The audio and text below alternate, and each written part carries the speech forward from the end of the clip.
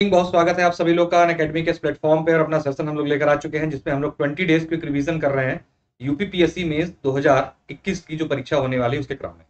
तो बहुत ही खास सेशन है आज का, क्योंकि आज हम लोग जो है कंप्लीट यूपी जो स्पेशल के टॉपिक हैं पेपर, खासतौर से पेपर 1 के जो ज्योग्राफी वाला सेक्शन है उसको यहाँ पे कवर अप करेंगे आज। तो महत्वपूर्ण सेशन होगा सभी एग्जाम्स के लिए। चलिए आगे बढ़ते हैं। उत्तर लेखन कार्यक्रम मेंस के लिए। मेरा नाम प्रशांत शुक्ला है, मैंने एमए किया है लोक प्रशासन से, साथ में एलएलबी हूँ, 4 वर्षों का टीचिंग एक्सपीरियंस। उत्तर प्रदेश लोक सेवा की परीक्षा क्रम में वैकल्पिक विषय लोक प्रशासन, प्रीलिम्स पॉइंट ऑफ व्यू से पॉलिटी और करंट अफेयर का सेशन आप लोग के लिए लेकर आता हूं मैं। अनअकैडमी किसी भी कोर्स में एडमिशन लेने के लिए रेफरल कोड मेरा कोड PS10 यूज करके 10% डिस्काउंट जो है आप प्राप्त कर सकते हैं। तो आज हम लोग बात करेंगे उत्तर प्रदेश विशेष के जो क्वेश्चंस यूपी स्पेशल के पेपर 1 में खास तौर से और पेपर 3 में जो पूछे जाते हैं वहां के टॉपिक्स को यहाँ पर कवर अप करने का प्रयास जो है मेरे द्वारा किया जाएगा। एक एक करके सारे जो सिलेबस के अकॉर्डिंग दिया हुआ है पेपर 1 में ज्योग्राफी वाले सेक्शन में यूपी किससे रिलेटेड उसको हम लोग पहले देखेंगे, कवर करेंगे, और उसके बाद फिर पेपर 3 के जो क्वेश्चन होंगे उनको भी कवर अप यहाँ पर करने का प्रयास किया जाएगा। उत्तर प्रदेश के भूगोल के संदर्भ में सबसे पहले जो है उत्तर प्रदेश की जलवायु पर सवाल आता है। थोड़ा सा यहाँ पर टाइपिंग एरर है। उत्तर प्रदेश की जलवायु, उत्तर प्रदेश की जलवायु देखेंगे हम लोग पहले सबसे नंबर पे क्या क्या इसके अंतर्गत सम्मिलित है और एक जो कंक्रीट आंसर उसमें क्या होना चाहिए। उत्तर प्रदेश की जलवायु, भौगोलिक विषमताओं के कारण उत्तर प्रदेश में क्षेत्रानुसार जलवायु संबंधी विषमताएं पाई जाती, फिर भी सामान्य रूप से प्रदेश की जलवायु को उष्ण कटिबंध या मानसूनी जलवायु जो है कहा जाता है। हालांकि जैसे बुंदेलखंड में थोड़ी सी अंतर पाई जाएगी, पूर्वी उत्तर प्रदेश में थोड़ा अलग है, पश्चिमी उत्तर प्रदेश में अलग है, लेकिन अगर एक सामान्य वर्गीकरण करें तो उत्तर प्रदेश की जलवायु को जो है उष्ण कटिबंधीय या मानसूनी जलवायु के रूप में वर्गीकृत किया गया है। एक एक करके सभी ऋतु के बारे में जानेंगे। सबसे पहले आप तीनों ऋतुएं जो है सामान्य रूप से उत्तर प्रदेश में पाई जाती हैं। उसमें सर्वप्रथम बात करेंगे हम लोग ग्रीष्म ऋतु की। ग्रीष्म ऋतु का क्या सिस्टम है, कितना तापमान न्यूनतम अधिकतम हमें देखने को मिलता है। तो ग्रीष्म ऋतु जो है उत्तर प्रदेश में का औसतन अधिकतम तापमान जो है 36 से 39 डिग्री के मध्य हमें देखने को मिलता है, और जो औसत न्यूनतम तापमान है वो 21 डिग्री सेल्सियस से 23 डिग्री सेल्सियस, यानी कि एक एवरेज जो मानसून वाला प्रदेश हमारा, एवरेज तापमान वाला प्रदेश हमारा है। और अगर हम तापांतर का बात करें, औसत तापांतर वो कितना है उत्तर प्रदेश का 14 डिग्री सेल्सियस रहता है। इस ऋतु में कर्क रेखा के नजदीक होने के कारण इलाहाबाद, कानपुर, फतेहपुर, आगरा, बांदा, चित्रकूट, महोबा, झांसी, हमीरपुर, जालौन, ललितपुर आदि में ये जो बुंदेलखंड नगर है यहाँ का तापमान जो है 40 से 47 डिग्री तक पहुंच जाता है। जो ये जिले बताए मैंने, क्योंकि ये क्या है आपकी कर्क रेखा से नजदीकी के कारण जो है यहाँ पर अधिक तापमान देखने को मिलता है। इस ऋतु में विशेषकर मई जून में तीव्र लू का संचालन जो है पूरे प्रदेश में देखने को मिलता है। उसके बाद बारी आती है वर्षा ऋतु की उत्तर प्रदेश में। तो जो यहाँ पर बंगाल की खाड़ी से उठने वाला दक्षिण पश्चिम मानसून जून के तृतीय और चतुर्थ सप्ताह में प्रदेश के पूर्वी और दक्षिण पूर्वी सिरे में प्रवेश करता है।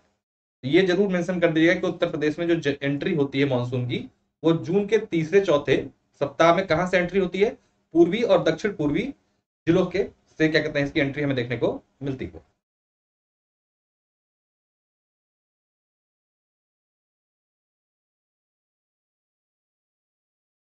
एक मिनट, कुछ टेक्निकल इशू आ रहा है मेरे ख्याल से।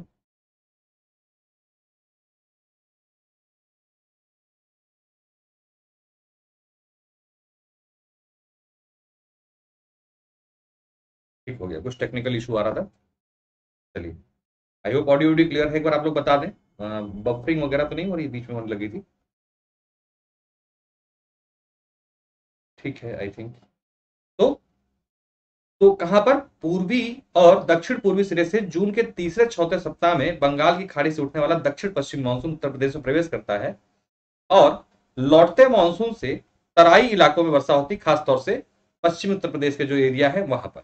इसके साथ साथ प्रदेश में जो वर्षा की मात्रा में भिन्नता है। एक चीज और है, जो एक लौटते मानसून के बाद जो है ना, एक जो वेस्टर्न डिस्टर्ब होता है, वेस्टर्न डिस्टर्ब से जो है पश्चिमी वेस्ट यूपी में जो है बरसात भी देखने को मिलती है सर्दियों में।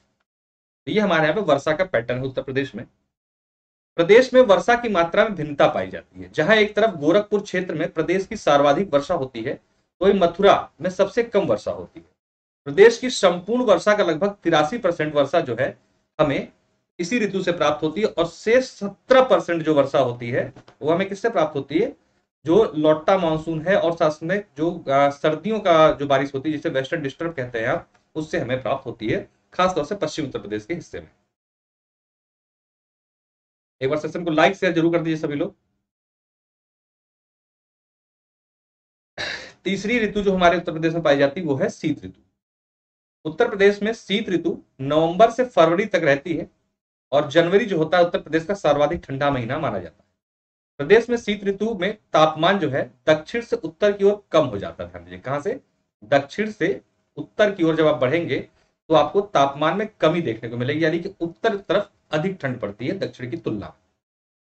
उत्तर पश्चिम क्षेत्र में जो तापमान है अन्य क्षेत्रों से 10 डिग्री सेल्सियस तक कम रहता है, यानी कि पश्चिमी उत्तर प्रदेश का जो क्षेत्र है और खासतौर से उत्तर का जो क्षेत्र है सहारनपुर शामली वाला, यहाँ पर औसत तापमान 10 डिग्री तक कम मिलता है दक्षिणी और पूर्वी हिस्से से उत्तर प्रदेश के। लौटते मानसून से पश्चिमी उत्तर प्रदेश में शीतकाल में 10 सेंटीमीटर तक की क्या है वर्षा होती है, और लगभग ये कुल वर्षा का 17% है, जो रबी की फसल के लिए क्या होती है, लाभदायक होती है। इसलिए पश्चिम उत्तर प्रदेश में जो है गेहूं की मात्रा अच्छी खासा जो है आपको देखने को मिलती है पैदावार।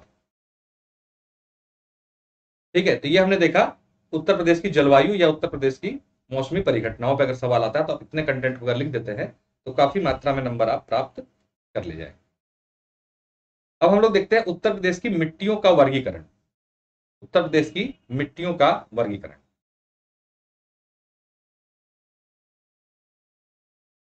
मृदा वह प्राकृतिक पिंड है जो अपक्षयित खनिजों एवं कार्बनिक पदार्थों के विगलन से क्या होती है, निर्मित होती है, और इसके परिवर्तनशील मिश्रण से परिच्छेदिका के रूप में संश्लेषित हो जाती है, और इसी को हम क्या कहते हैं, मृदा के रूप में जानते हैं।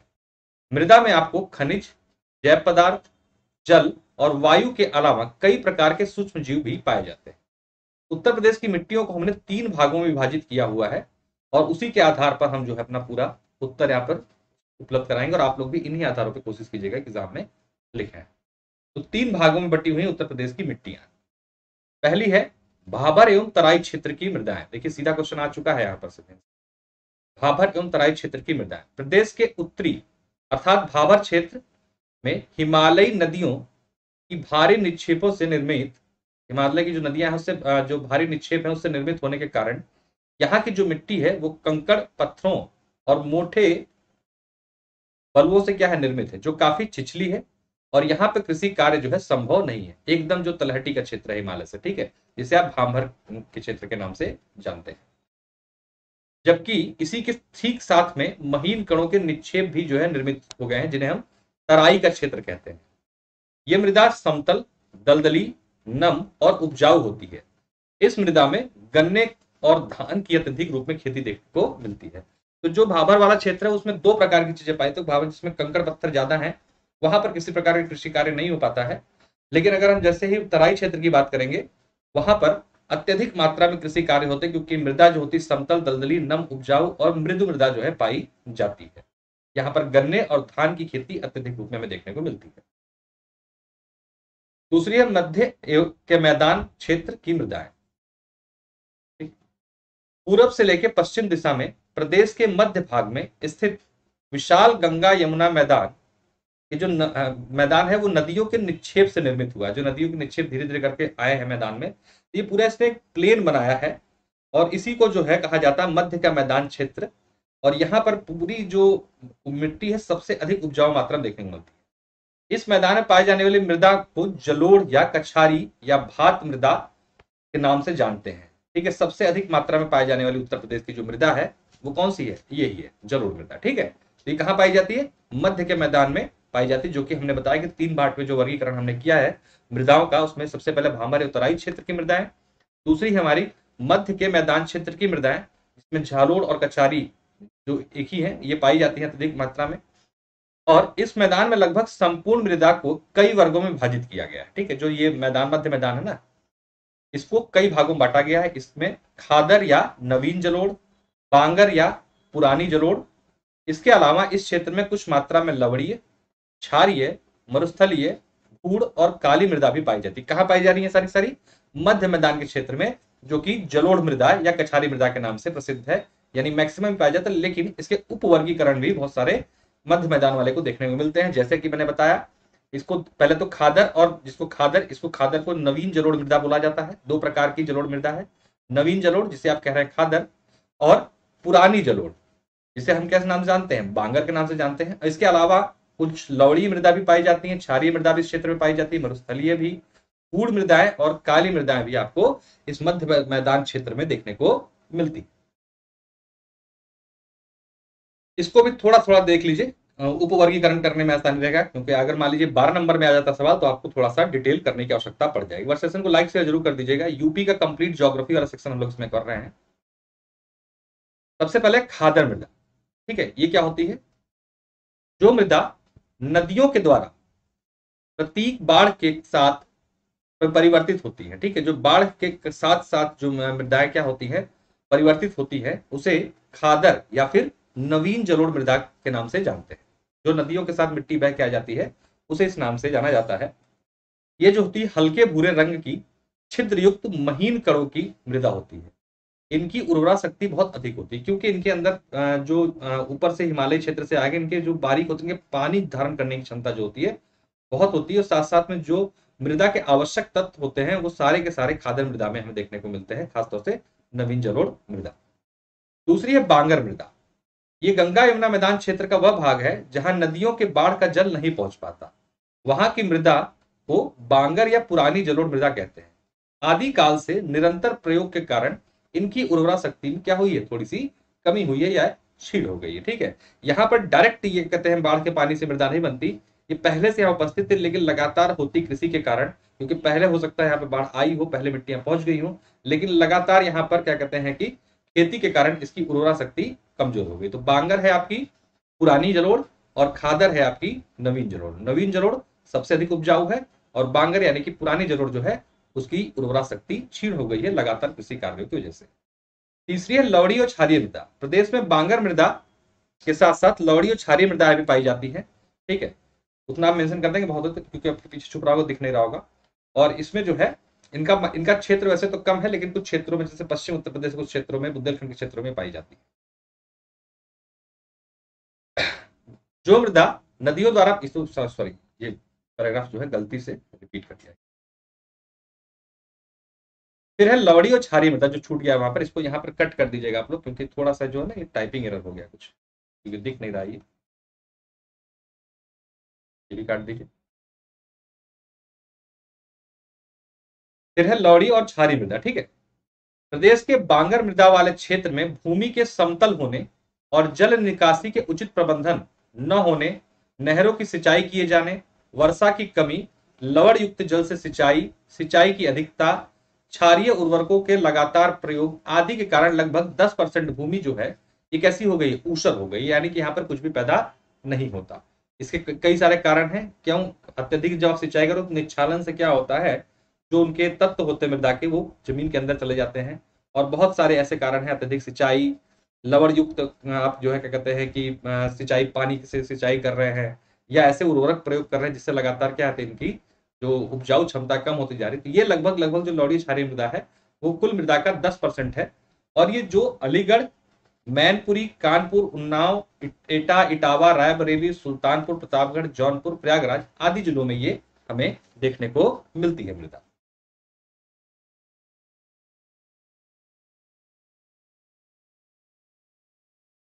ठीक है, इसके बाद हमने बात की थी मरुस्थलीय मृदा। ये भी अब देखिए, इसको ध्यान से देख लीजिए, पहले तो कंफ्यूजन होगा। हमने फिर बता दिया आपको कि भाबर तराई हो गया। इसके बाद हमने बात की मध्य मैदान क्षेत्र की मृदाएं।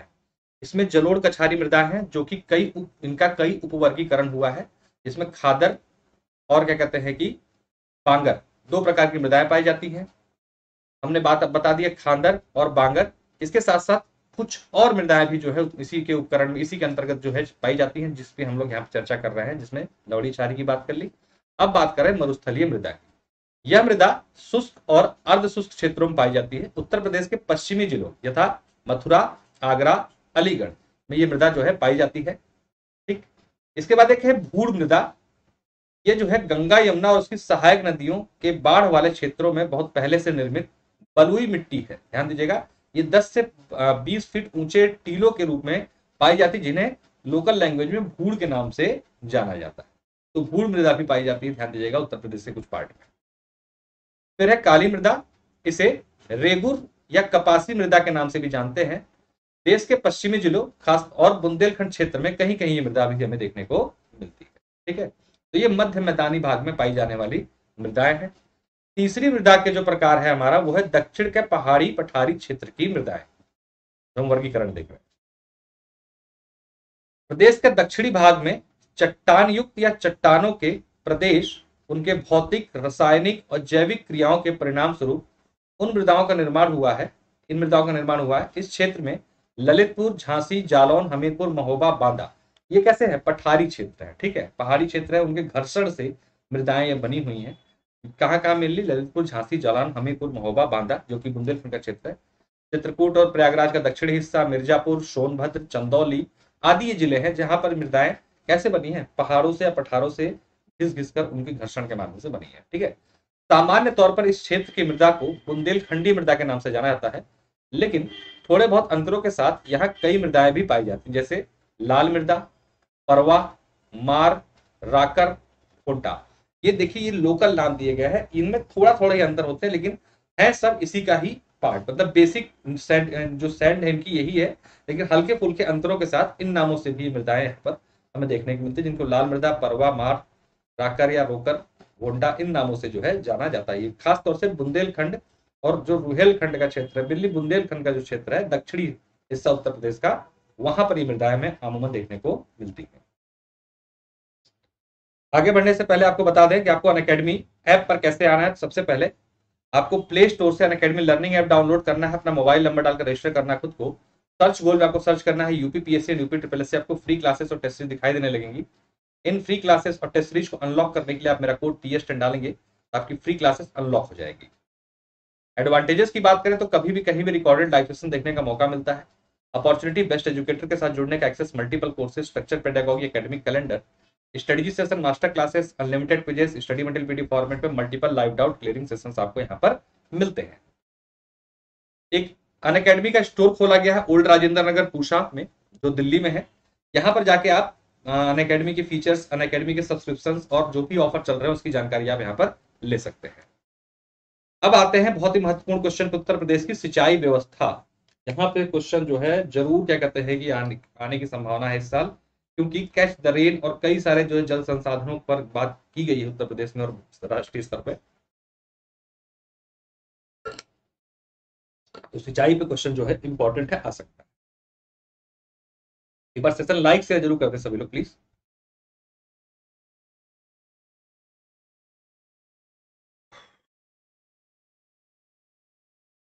उत्तर प्रदेश की सिंचाई व्यवस्था पर चर्चा करेंगे। यहां से क्वेश्चन जो है आने की संभावना बहुत। देखिए, सिंचाई जो होती है ना, एक महत्वपूर्ण फैक्टर है, और खास तौर से उत्तर प्रदेश जैसे राज्य जहां पर यहाँ की 70% जनसंख्या गांव में रहती हो और कृषि पर आश्रित हो, तो ऐसे प्रदेश में अगर आप प्रशासनिक उसकी तैयारी कर रहे हैं अधिकारी बनने की, तो आपको जानना पड़ेगा कि यहाँ पर सिंचाई की क्या व्यवस्था है, क्या समस्याएं हैं, और जहां पर कृषि ही सब कुछ हो वहां के लिए किसान के लिए सिंचाई कितना महत्वपूर्ण है, ये अब आप खुद समझ रहे होंगे, क्योंकि हम लोग भी, सब लोग भी गांव से ही जुड़े हुए हैं। और अमूमन आप लोगों ने देखा भी होगा अपने घर में सिंचाई को लेकर की परेशानियां रहती है, खासतौर से अगर बुंदेलखंड क्षेत्र को देखें तो ऐसे इस क्षेत्रों में बहुत ज्यादा समस्याएं हैं सिंचाई को लेकर। चलिए आगे बढ़ते हैं।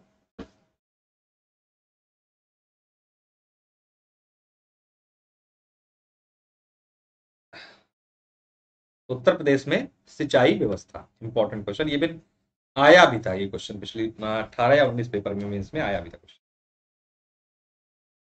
प्रदेश में होने वाली मानसूनी वर्षा के अनिश्चित, अनियमित और असामयिक होने के कारण, देखिए एकदम क्वेश्चन को मैंने जो बनाया हुआ है ना, एकदम उसी पैटर्न बनाया जैसे आपको लिखना है। आपको पता है कि आपको थोड़ी 3 से 4 लाइन की प्रस्तावना लिखनी पड़ती है एग्जाम में। बिना प्रस्तावना के आप उत्तर लिखते हो तो आप अच्छे अंकों की जो है संभावना खो देते हो।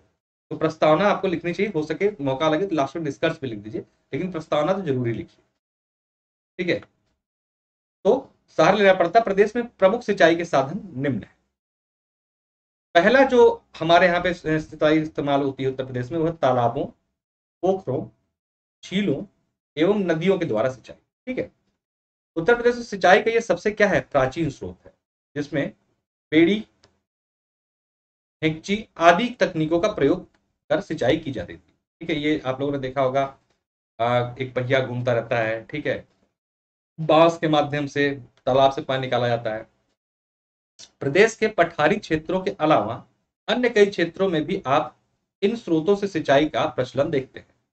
वर्षा के समय तालाबों, पोखरों, झीलों आदि में इकट्ठा हुए जल में से समय समय पर सिंचाई इन माध्यमों से, ढेकची और बेड़ी के माध्यम से की जाती थी। ठीक है, क्योंकि तब मशीनें नहीं थी, कुछ भी नहीं था, तो मनुष्य ही करता था। ठीक, तो इस चीजों का इस्तेमाल किया करता था। ये क्या है, परंपरागत सिंचाई की प्रणालियां है उत्तर प्रदेश की। दूसरा सिंचाई का कारण, सिंचाई की जो व्यवस्था है वो है कुओं के द्वारा सिंचाई। प्रदेश में कोमल सेल और ऊंचे जल स्तर वाले क्षेत्रों में कुओं से सिंचाई की परंपरा काफी प्राचीन। कोमल सेल मतलब जहां की मिट्टी पथरीली ना हो, जहां पे खुदाई आसानी से हो सके और भौम जल का स्तर ऊंचा हो, वहां पर ही कुएं खोदे जाएंगे और वहां सक्सेसफुल भी होंगे। अगर आप बुंदेलखंड में कुआं खोदने लग जाओ, थोड़ी पर तो खुदेगा ही नहीं, खुदेगा तो पानी नहीं मिलेगा, है ना। तो जहां पे कोमल सैलें हैं, मतलब आसानी से जहां पर खुदाई की जा सकती है और भौम जल स्तर भी ऊंचा होता है, वहां पर कुओं की सिंचाई हमें अमूमन देखने को मिलती है। कुओं से जल को बाहर निकालने के लिए रहट, मायादास, लिफ्ट, चैन पंप, बलदेव बाल्टी और हैंड पंप, इन माध्यमों से हम क्या करते थे, परंपरागत रूप से कुओं से पानी निकालते थे। ठीक है, ये परंपरागत तरीके, इनके नाम देख लीजिएगा, लिख दीजिएगा। जब कुओं से पानी निकालने के लिए इन चीजों का प्रयोग किया था, तो रहट थी एक मायादास हैंड लिफ्ट थी, इसको इनको उन्होंने बनाया, इन्हीं के नाम पर फेमस हो गई थी। चैन पंप, बलदेव बाल्टी, ये सब उत्तर प्रदेश का है। और हैंड पंप जो कि आधुनिक, आप लोग पता ही है। तो ये सब कुछ तकनीकें हैं जिनका प्रयोग करके कुओं से जो है पानी निकालकर सिंचाई की जाती थी, क्योंकि पहले बिजली नहीं थी और हमारे पास जो है कोई ऐसा साधन नहीं था हम टुल्लू या फिर जो पंपिंग सेट आता था उसको लगा के कर सकते थे। ये पहले की बात थी। इन परंपरागत प्रयोगों के देखिए उत्तर प्रदेश का नहीं, लेकिन शायद भारत के संदर्भ में क्वेश्चन पूछा था 2020 पीसीएस में ही, कि भारत की सिंचाई पद्धति में परंपरागत से नवीन की तरफ जो झुकाव हुआ, उस पर व्याख्या कीजिए। कुछ इस प्रकार से प्रश्न आया था 2020 पीसीएस के मेंस में। हो सकता है इसी क्रम में उत्तर प्रदेश, तो आप यहाँ पर जानिए कि हमारे यहाँ पे आधुनिक और परंपरागत पद्धतियां क्या है सिंचाई की। ठीक है, अगर इन चीजों का नाम आप लिखोगे तो आपको निश्चित रूप से नंबर मिलेगा। साधनों से किसी का भी आवश्यकता अनुसार प्रयोग कर लिया जाता था, जिसका भी उपलब्धता थी, जो साधन मैंने बताया। इस सिंचाई पद्धति के अनुसार उत्तर प्रदेश के गोंडा, बहराइच, बस्ती, फैजाबाद, अयोध्या, सुल्तानपुर, आजमगढ़, बलिया, रायबरेली, प्रतापगढ़ और मऊ आदि जिले में, जहां पर मैंने बताया कि कैसी कोमल सैलें पाई जाती है, मिट्टी कोमल है, वहां पर जो है कुएं खोद के उससे सिंचाई करने की जो प्रथा देखने को मिलती है।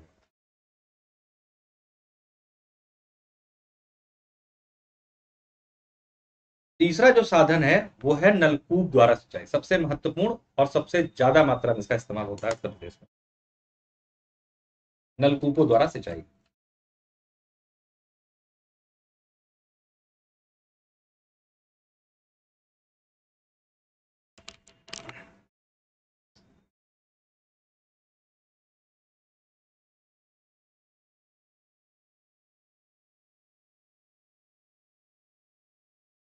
प्रदेश में सर्वाधिक सिंचाई जो होती है इसी माध्यम से की जाती है। नलकूप 20वीं शताब्दी की ही देन है। प्रदेश में इसका प्रयोग 1930 में सर्वप्रथम मेरठ में शुरू हुआ था, नलकूप से सिंचाई। सामान्यतः इनका प्रयोग उन क्षेत्रों में किया जाता है जहां नहर का जल नहीं पहुंच पाता। प्रदेश में मेरठ, मैनपुरी, एटा, फिरोजाबाद, बुलंदशहर, मुजफ्फरनगर, सहारनपुर यानी कि पश्चिमी उत्तर प्रदेश और उत्तरी उत्तर प्रदेश का जो जिले हैं, वहां पर सर्वाधिक नलकूपों से सिंचाई जो है की जाती है। चौथा सिंचाई का प्रकार है नहरों द्वारा सिंचाई। प्रदेश में सदावाहिनी नदियों की अधिकता होने के कारण नहरों का विकास भी करना आसान है, क्योंकि लगातार, जैसे गंगा है, यमुना है, ठीक है, ये लगातार प्रभावित होने वाली नदियां, इन्हीं से निकाली गई नहरें बहुत सारी। लेकिन ये प्रणाली क्या है, अधिक खर्चीली होने के कारण अभी तक उतना विस्तार नहीं हो पाया जितना इसका विस्तार होना चाहिए था। पश्चिमी उत्तर प्रदेश में नहरों का अधिक विस्तार हमें देखने को मिलता है, और वही बुंदेलखंड और पूर्वी उत्तर प्रदेश में नहरों का अभाव हमें देखने को मिलता है। यही कारण है कि पश्चिमी उत्तर प्रदेश में दो एक शानदार विकल्प रहे, एक तो नहरों द्वारा सिंचाई, नलकूपों द्वारा सिंचाई, जिससे पश्चिम उत्तर प्रदेश में हर तरीके की समृद्धि आप देखेंगे तो ज्यादा है। आगे बढ़ने से पहले आपको बता दें, एक विजेता नामक स्कॉलरशिप टेस्ट है जो कि हर संडे को आयोजित किया जाता है। इसमें रैंक 1 से लेकर 25 तक के बच्चे 100% स्कॉलरशिप प्राप्त कर सकते हैं पार्टिसिपेट करके, और ये हर संडे को 10 बजे आयोजित होता है। इसमें पार्टिसिपेट करने के लिए कोड मांगेगा आपसे, अनलॉक कोड के रूप में मेरा कोड PS10 यूज करके आप इसमें पार्टिसिपेट कर सकते हैं। पूरी तरीके से फ्री है ये। आरओ के लिए भी टेस्ट सीरीज चल रही है, इसको भी आप लोग इसके माध्यम से भी क्या कर सकते हैं, 25% स्कॉलरशिप प्राप्त कर सकते हैं अनअकैडमी के कोर्सेज का।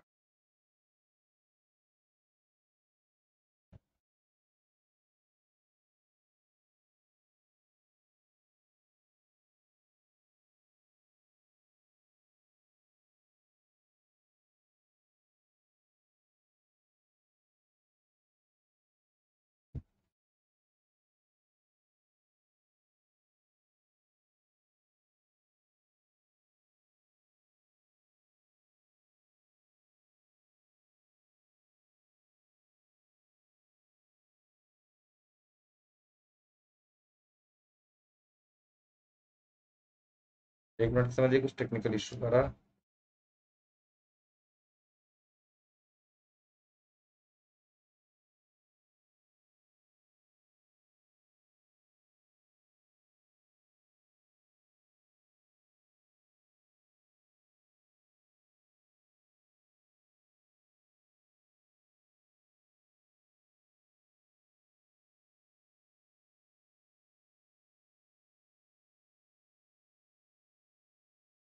चलिए, कुछ एक मिनट टेक्निकल इशू आ गया, तो ठीक है सर मेरे ख्याल से।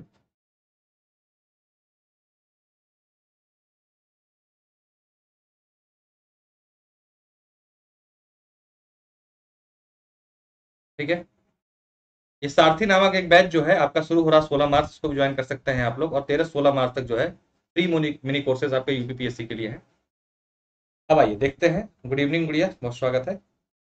उत्तर प्रदेश में खनिज संसाधन, ठीक है, उत्तर प्रदेश में खनिज संसाधन इंपॉर्टेंट है, ये भी सेक्शन आपका है। तो खनिज की दृष्टि से उत्तर प्रदेश एक निम्न मध्यम श्रेणी का राज्य है। 2018 में यहाँ पे पीसीएस मेंस में क्वेश्चन पूछा गया था, ठीक है। यहाँ पर विंध्यन क्रम की शैलें बुंदेलखंडीय क्षेत्रों और हिमालय श्रेणी के निचले भागों में और कुछ नदी घाटियों में खनिज और उपखनिज जो है पाए जाते हैं। तो कहाँ कहाँ पर, बुंदेलखंड क्षेत्रों में, हिमालय श्रेणी में, विंध्य क्रम की चट्टानों में, यहाँ पर हमें कुछ मात्रा में खनिज उपलब्ध होते दिखाते हैं। बहुत समृद्ध नहीं उत्तर प्रदेश खनिज संसाधनों में, लेकिन निम्न मध्यम श्रेणी का राज्य जो है माना जाता है। मई 2017 से लागू हुई नई खनन नीति में भ्रष्टाचार से निपटने हेतु अनेक उपाय किए गए हैं। रॉयल्टी के लक्ष्य में वृद्धि करते हुए 1.85% से जगह 3% जो है कर दिया गया। तो नई खनन नीति हमारे यहाँ कब से चालू है, मई 2017 से। हाल ही में सोनभद्र में चाइना क्ले का विशाल और सिलिमेनाइट का लघु भंडार मिला है। मिर्जापुर से प्राप्त सैंडस्टोन का व्यावसायिक उपयोग शुरू हो गया है। सोनभद्र में सोने व कोयले के खोज भी प्रगति पर है, और बांदा में हीरे की खोज तथा ललितपुर में प्लेटिनियम की खोज जो है प्रगति पर है। तो ये तो हो गया इसका बैकग्राउंड। अब देखते हैं हमारे यहाँ परंपरागत खनिज भंडार कौन कौन से जो उत्तर प्रदेश में पाए जाते हैं। इसमें बॉक्साइट, डायस्पोर, डोलोमाइट, जिप्सम, चूना पत्थर, मैग्नेसाइट, फॉस्फोराइट, सिलिका सैंड, गंधक, कोयला, ये आदि प्रमुख खनिज हैं जो परंपरागत रूप से उत्तर प्रदेश में लगातार पाए जाते हैं। जबकि मोरंग, बजरी, संगमरमर, सामान्य बालू, लाइमस्टोन आदि प्रमुख क्या है, उप खनिज है, ये भी उत्तर प्रदेश में मिलते हैं। इसके अलावा कुछ अन्य खनिज भी अल्प मात्रा में उत्तर प्रदेश में पाए जाते हैं। अब एक हम लोग जो है क्षेत्रवार देखते हैं, जो खनिज पाए जाते हैं उनका क्षेत्रवार वितरण भी एक बार जरूर देख के मेंशन कर देना चाहिए एग्जाम के पॉइंट ऑफ व्यू से। तो अगर हम बात चूना पत्थर की करें, तो ये मिर्जापुर जिले के गुरमा, कनाच एवं रोहतास क्षेत्रों में और सोनभद्र के कजरहट क्षेत्र में पाया जाता है, अच्छी श्रेणी का। अगर वही कोयले की बात करें तो कोयले की भंडार की दृष्टि से देश में उत्तर प्रदेश का 8वां स्थान है, ध्यान रखिएगा। यहाँ कोयला सोनभद्र के गोंडवाना पत्थरों में पाया जाता है। सोनभद्र में सिंगरौली जो है ना, वो कोयला उत्खनन के लिए प्रसिद्ध है। ठीक है।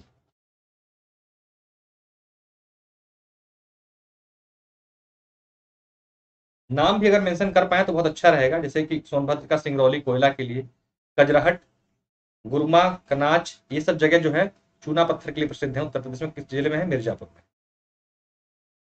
बॉक्साइट की अगर हम बात करें, ये एल्युमिनियम का मुख्य एस्क है, जानते हैं आप लोग, जो कि प्रदेश के बांदा, चंदौली और ललितपुर जनपदों में पाया जाता है। इस एस्क से एल्युमिनियम निकालने का काम रेणुकूट सोनभद्र में हिंडाल्को कंपनी जो है लगाई गई है, वहां पर किया जाता है। ठीक है। तो जो बॉक्साइट हमें प्राप्त कहां से हो रहा है? बांदा, चंदौली, ललितपुर में। यहाँ पर बॉक्साइट से एल्युमिनियम बनाने का काम जो है रेणुकूट, जो कि सोनभद्र में अवस्थित जगह है, वहां पर हिंडाल्को कंपनी है, उसके माध्यम से काम होता है। अगला जो खनिज है वह डोलोमाइट। प्रदेश में उच्च स्तर का डोलोमाइट सोनभद्र के कजराहट क्षेत्र में पाया जाता है। इसका उपयोग जो होता है इस्पात उद्योग में किया जाता है डोलोमाइट का। ठीक है। कांच बालू या सिलिका सैंड, इसका उत्पादन की दृष्टि से उत्तर प्रदेश देश में दूसरा स्थान रखता है। कांच बालू प्रदेश में यह गंगा और यमुना नदियों के से कांच बनाने योग्य सिलिका बालू जो है प्राप्त की जाती है। कहां कहां से? गंगा और यमुना नदियों से प्राप्त होता है। प्रदेश में प्रयागराज जिले के शंकरगढ़ और यमुना नदी के क्षेत्र, झांसी, बांदा, चित्रकूट आदि में पर्याप्त रूप में पाया जाता है। तो उत्तर प्रदेश में कांच बालू, सिलिका बालू के संदर्भ में अगर देखें तो दूसरा स्थान है। कोयला मैंने बताया 8वां स्थान है। इस तरीके से कुछ महत्वपूर्ण चीजों पर अगर आप मेंशन करते हुए चलेंगे मेंस में, फैक्ट जो अगर आप देते हैं तो आपको निश्चित रूप से जो है नंबर मिलते हैं। आगे बढ़ने से पहले आपको कॉम्बो ऑफर के बारे में बता दें। देखिए 12 महीने का और 6 महीने के कोर्सेस उपलब्ध है, जिसमें 9,350 रुपए, 7,650 रुपए यूपीपीएससी यूपी ट्रिपल कोर्सेस आपको मिल रहे हैं। जो लोग सिर्फ वीडियो को लेना चाहते हैं 4,950, 4,050 रुपए का प्राप्त कर सकते हैं। और अभी जो है डिस्काउंट चल रहा है 20% का, ध्यान दीजिएगा, कल तक जो है 20% डिस्काउंट जो है दिया जा रहा है। 14 से 16 मार्च तक जो है आप जो है ऑफर ले सकते हैं। मेरा रेफरल कोड यूज करके PS10 आपको 20% का डिस्काउंट मिल रहा है, ध्यान रखिएगा। और बहुत ही जल्दी बहुत ही जल्दी फीस बढ़ने वाली है, तो ऐसे में जो है आप लोग जो है अपनी जो अगर एडमिशन लेना चाहते हैं तो पुरानी फीस में 20% डिस्काउंट के साथ मेरे रेफरल कोड के माध्यम से ले सकते हैं। रेफरल कोड ध्यान रखिएगा है PS10। जो बच्चे सिर्फ लेखपाल की तैयारी करना चाहते हैं, या जो बच्चे सिर्फ वीडियो की तैयारी करना चाहते हैं, या जो बच्चे सिर्फ कांस्टेबल की तैयारी करना चाहते हैं, उनके लिए अलग से क्या कहते हैं कि कैटेगरी लॉन्च कर दी गई है। इस कैटेगरी में आप कम फीस के साथ तैयारी को अपने आगे बढ़ा सकते हैं। आपको पूरा कोर्स लेने की आवश्यकता नहीं। अगर आप सिर्फ इनकी तैयारी करना चाहते हैं तो अलग से एडमिशन ले सकते हैं। और ये 20% अब हो चुका है, क्योंकि 30% वाला ऑफर खत्म हो गया, ध्यान रखिएगा। तो अभी आपको जो है वीडियो की जो फीस है वो 6 महीने की जो है उसमें सब पे 20% का डिस्काउंट मिल जाएगा। उसके लिए आपको रेफरल कोड मेरा कोड PS10 यूज करना है। कम फीस में आप चाहें तो आराम से कोर्सेस ले सकते हैं वीडियो, लेखपाल और कांस्टेबल का। अब आते हैं उत्तर प्रदेश में वन संपदा।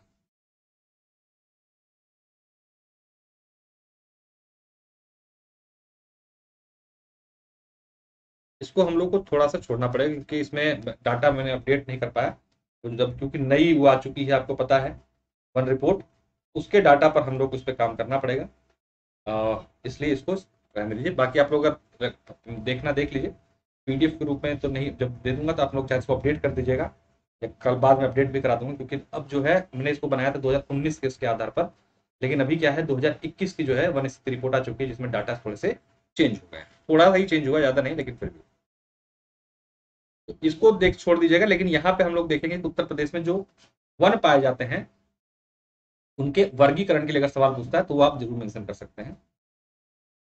तो उष्ण कटिबंधीय नम्न पर्णपाती वन, नम्न पर्णपाती वन प्रदेश में 100 से 150 सेंटीमीटर वर्षा वाले सांभर और तराई क्षेत्रों में पाए जाते हैं, जिसमें झाड़ियां, बेत, साल, बेर, गूलर, पलास, महुआ, आंवला, ये वृक्ष जो होते हैं बहुलता से मिलते हैं। सबसे पहले अगर हम वर्गीकरण करेंगे वनों का, उसमें आता है उष्ण कटिबंधीय नम्न पर्णपाती वन, जो प्रदेश में देखने को मिलता है। कहाँ पे पाया जाता है? ये सांभर और तराई क्षेत्र। ठीक है। फिर दूसरा प्रकार है जो वनों का उत्तर प्रदेश में मिलता है, वो है उष्ण कटिबंधीय शुष्क पर्णपाती वन। राज्य में पूर्व, मध्य और पश्चिमी मैदानों में एक पर्णपाती वनों का विस्तार हमें देखने को मिलता है। यहाँ के प्रमुख वृक्षों में अंजीर, साल, पलास, अमलतास और बेल आदि जो है पाए जाते हैं। अगला जो वर्गीकरण है, उष्णकटिबंधीय कटीली झाड़ियां। राज्य के दक्षिणी भाग में जहां औसत वार्षिक वर्षा 50 से 75 सेंटीमीटर, खासतौर से बुंदेलखंड वाला क्षेत्र है, यहां पर आपको कटीली झाड़ियां और वन पाए जाते हैं। इन वनों में एक्सिया, फुलाई, कत्था, धामन और नीम के जो है वृक्ष देखने को अमूमन मिलते हैं।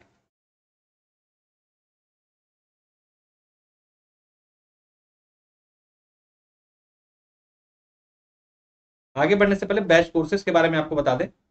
कुछ बैच कोर्सेज जो संचालित हो रहे हैं पीसीएस मेंस के लिए, देखिए प्लस पर पूरा बैच चल रहा है चारों पेपरों का। 16 मार्च से सारथी नामक एक बैच शुरू हो रहा है, जो कि 12 जून की जो परीक्षा है उसके लिए पूरी तरीके से डेडिकेटेड बैच है, इसको ज्वाइन कर सकते हैं आप। 9 मार्च से एक बैच शुरू हो चुका है, जो कि लक्ष्य 2023 पीसीएस के लिए प्रारंभिक क्रम मुख्य परीक्षा की है। इसमें 11 AM पर आपको मेरा पॉलिटी का सेशन मिल रहा है डेली, डेडिकेटेड तरीके से पॉलिटी करा रहे हैं, जो कि कंप्लीट पैकेज है अपने आप में पॉलिटी का। इसके बाद आपको कहीं पॉलिटी की भटकने की आवश्यकता नहीं पड़ेगी। दूसरा सारथी नामक एक बैच 25 फरवरी से भी मेंस 2022 के लिए संचालित हो रहा है। वीडियो की अगर हम बात करें तो 1 महीने की फीस मात्र 900 रुपए, 3 महीने की 2250 रुपए, 6 महीने की 4050 रुपए। यहाँ भी ऑफर के तहत 20% आप डिस्काउंट प्राप्त कर सकते हैं। इसके लिए आपको रेफरल कोड, मेरा कोड PS10 यूज करना है, 20% का डिस्काउंट मिल जाएगा। ऑप्शनल सब्जेक्ट की अगर हम बात करें तो लोक प्रशासन, geography, history, philosophy, sociology, Hindi literature के सब्जेक्ट्स आपको उपलब्ध है इस टाइम पे अनअकैडमी पर। आप जो है बहुत ही कम फीस में ऑप्शनल सब्जेक्ट भी ले सकते हैं। और 8 मार्च से एक नया सेशन शुरू किया जा चुका है इंग्लिश का, जिसको इंग्लिश करनी कर सकते हैं। अब आते हैं हम लोग उत्तर प्रदेश में वन्य जीव संरक्षण। उत्तर प्रदेश में वन्य जीव संरक्षण पर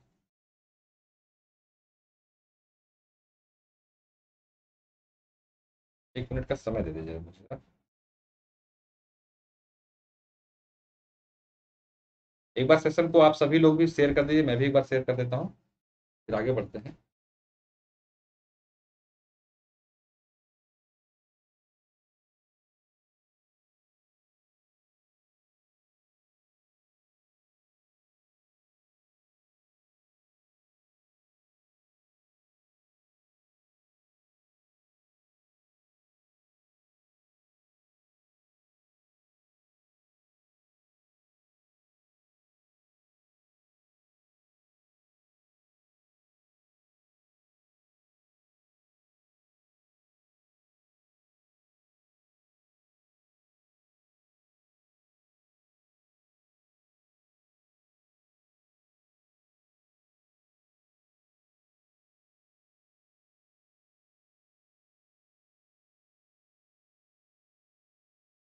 चलिए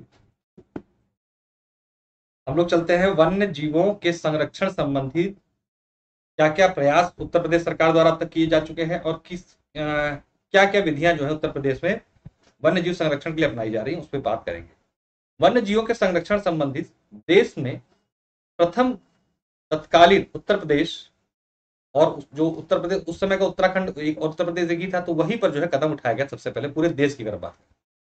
1935 में देहरादून के मोतीचूर वन्यजीव विहार, जो अब राजाजी राष्ट्रीय उद्यान के नाम से जाना जाता है, की स्थापना की गई। इसके बाद 1936 में एशिया के पहले राष्ट्रीय उद्यान हैली राष्ट्रीय उद्यान की स्थापना की गई, जो नैनीताल एवं गढ़वाल में के मध्य में अवस्थित है। तो एक तरीके से देखा जाए तो पूरे भारत में सबसे पहले उत्तर प्रदेश में ही वन्य जीव संरक्षण की शुरुआत हमें देखने को मिलती है, अपने आप में गौरवशाली। हालांकि वो तत्कालीन उत्तर प्रदेश था, अगर वर्तमान की बात करेंगे उत्तराखंड, लेकिन क्योंकि आपको पता है पहले उत्तर प्रदेश और उत्तराखंड एक ही थे। देश में सर्वप्रथम 1956 में वन्य जीव परिरक्षण संगठन की स्थापना उत्तर प्रदेश में ही की गई थी। यह संगठन प्रदेश के जैव विविधता संरक्षण और प्रदेश के वन्य जीवों और उनके प्राकृतिक वास स्थलों के संरक्षण और विस्तार पर कार्य करता था। तो वन्य जीव परिरक्षण संगठन स्थापना कब हुई? 1956 में, देश में सबसे पहले।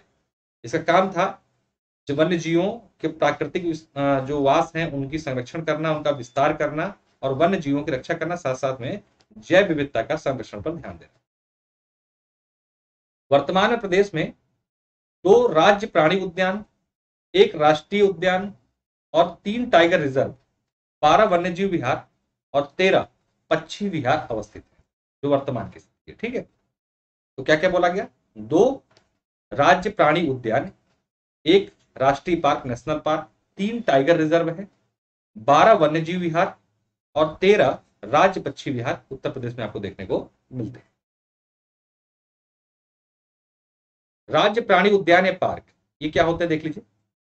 ऐसे नागरिकों की सुविधा के लिए जो वन क्षेत्र में जाकर वन्य जीवों को नहीं देख सकते, उनके लिए कानपुर और लखनऊ में प्राणी उद्यान की स्थापना की गई है।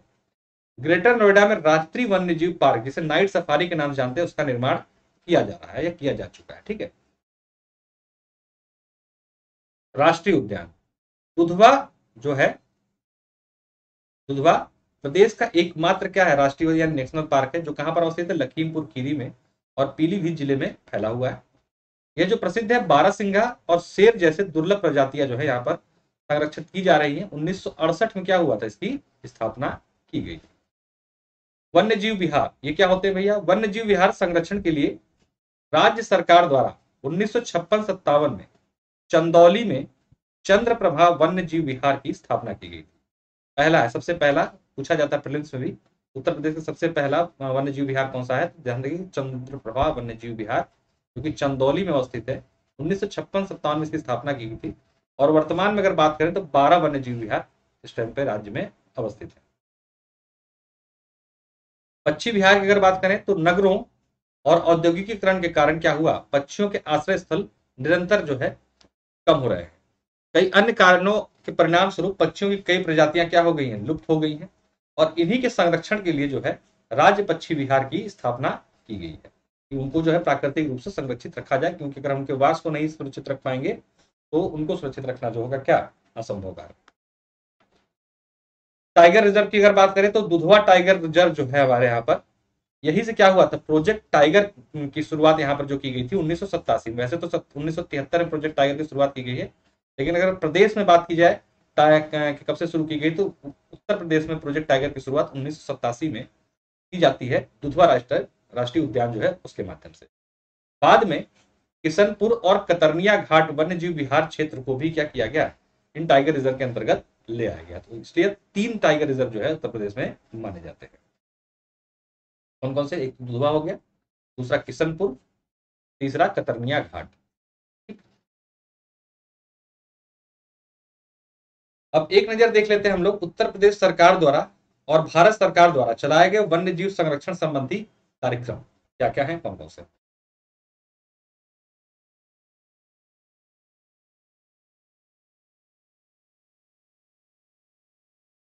सबसे पहला देखते हैं, इन्होंने लुप्त प्रजातियों का प्रजनन केंद्र स्थापित किया गया था। ठीक है, इसको आप देखिए, अगर ना भारत सरकार में भी आ जाए ना, भारत सरकार द्वारा चलाया जाए वन्य जीव संरक्षण, तो उसको भी वहां पे भी लिख सकते हैं और यूपी के संदर्भ में भी इसको लिखा जा सकता है क्वेश्चन को। तो लुप्त प्रजातियों का प्रजनन केंद्र लखनऊ के कुकरैल वन में 1984-85 में लुप्त प्रजातियों हेतु एक प्रजनन केंद्र की स्थापना की गई। यहां पर काला हिरण, उदबिलाव, काकेर आदि लुप्त प्राय जीवों के जो है प्रजनन योजना जो है चलाई जा रही है। ठीक है, कुकरैल एक वन है, वन क्षेत्र है जो लखनऊ में अवस्थित है।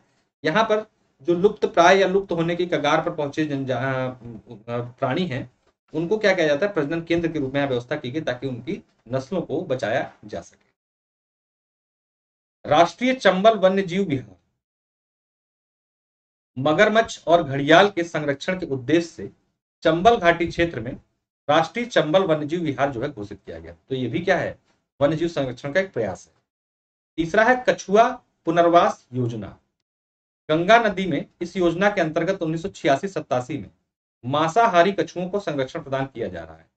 साथ ही प्रजनन केंद्रों से अंडों को लेकर इनके बच्चों का पालन कर गंगा नदी में छोड़ा जाता है। ठीक है, तो ये भी जो है क्या हो रही है? वन्य जीव संरक्षण की तरफ के लिए सरकार द्वारा किया जा रहा प्रयास है। Eco development programme Dudhwa tiger reserve, Turhatal पक्षी विहार, रानीपुर वन्यजीव विहार और राष्ट्रीय चंबल वन्यजीव विहार और कैमूर वन्यजीव विहार आदि में राष्ट्रीय उद्यानों एवं विहारों को इको डेवलपमेंट प्रोग्राम में शामिल किया जा रहा है, मतलब कि एक टूरिस्ट प्लेस की तरह के डेवलप इसको किया जा रहा है, जो कि इको टूरिस्ट प्लेस के नाम से जाने जाएंगे। इससे वहां के लोकल्स के आर्थिक लाभ भी होंगे, साथ साथ लोगों का मनोरंजन भी होगा और इनको इनके डेवलपमेंट में भी क्या कहते हैं सहायता मिलेगी। ठीक है,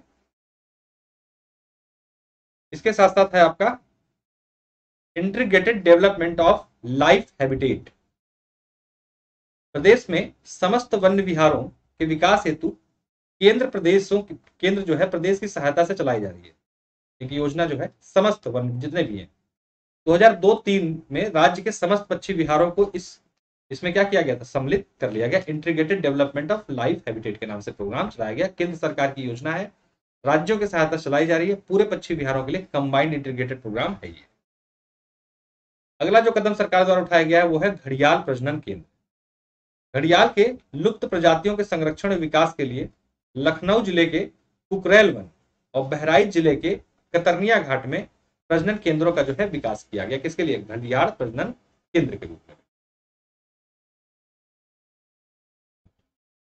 tiger protection force, Dudhwa tiger reserve के लिए केंद्र सरकार की सहायता से 112 सदस्यीय टाइगर प्रोटेक्शन फोर्स का जो है गठन किया गया, जो इस क्षेत्र में जो टाइगर्स की रक्षा के लिए जो है सचेत रूप से क्या कहते हैं कि बनाई गई फोर्स है, जो अवैध शिकार को रोकती है टाइगर्स के। ठीक है, प्रोजेक्ट एलिफेंट, हाथियों के संरक्षण हेतु राज्य में एक केंद्रीय योजना है जो 1992 से जो है चलाई जा रही, प्रोजेक्ट एलिफेंट।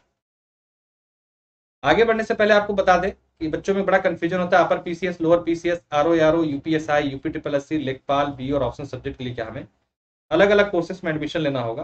तो बताओ, एक सिंगल सब्सक्रिप्शन में आपको सारी की सारे कोर्सेज मिल जाते हैं। अगर हम फीस की बात करें तो 24 महीने की फीस जो है 13,600 रुपए है, 12 महीने की जो फीस है 9,350 रुपए है, 6 महीने की जो फीस है 7,650 रुपए है। रेफरल कोड में आप मेरा कोड PS10 यूज करते हैं तो आपको अभी 20% का डिस्काउंट मिल रहा है। 20% का ध्यान रखिएगा, ये जो है 14 से 16 मार्च तक का ऑफर चल रहा है, उसमें आपको 20% डिस्काउंट प्राप्त हो रहा है। इसके माध्यम से आप क्या कर सकते हैं, एडमिशन ले सकते हैं आज और कल में, ताकि आपको 20% डिस्काउंट मिल जाए। ये ऑफर देखिए, जैसा मैंने बताया कि 14 से 16 मार्च तक चल रहा है। इसमें रेफरल कोड में आपको मेरा कोड PS10 यूज करना है, 20% का डिस्काउंट मिलेगा अनअकैडमी किसी भी सब्सक्रिप्शन पर। तो बेहतरीन ऑफर है, मिस मत कीजिए। अगर थोड़े से भी इच्छुक हैं तो आगे बढ़ के एडमिशन ले लीजिए, ताकि आपको बेहतरीन सेशंस, बेहतरीन क्लासेस और बेहतरीन मेंटरशिप जो है मिल जाए। एक सुपर कॉम्बो सब्सक्रिप्शन है बिहार यूपी कंबाइंड तैयारी, जो लोग करना चाहते हैं उनके लिए 6 महीने और 12 महीने कोर्सेज कंबाइंड रूप में लेकर तैयारी कर सकते हैं आप लोग। बक्स बाउंड्री कार्यक्रम, किसी वीडियो में कोई शिकायत, इसकी शिकायत अनअकैडमी को कर सकते हैं। अब अगला टॉपिक है हम लोग का, नहीं ये तो हो चुका है, सॉरी गलती से अटैच हो गया है।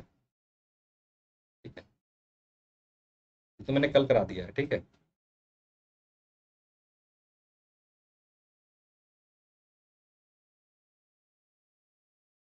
ये कल करा दिया है, गलती से इसमें अटैच हो गया।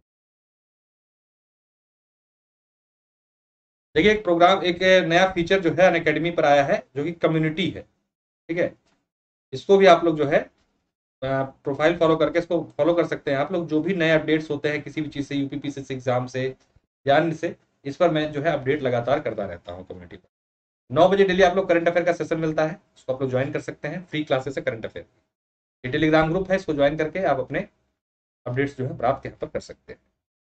लाइक शेयर जरूर कर दीजिएगा, चैनल सब्सक्राइब ना किया जरूर कर लीजिएगा। अनअकैडमी के किसी भी कोर्स में एडमिशन लेने के लिए रेफरल कोड में मेरा कोड PS10 यूज करके आप 20% डिस्काउंट प्राप्त कर सकते हैं, जो कि ऑफर आपका 14 से 16 मार्च तक के लिए उपलब्ध है। ये ध्यान रखिएगा, रेफरल कोड PS10 है, इसके माध्यम से आपको 20% का डिस्काउंट जो है मिल रहा है। चलिए, तो बहुत बहुत धन्यवाद, नमस्कार, फिर मिलते हैं नेक्स्ट क्लास में।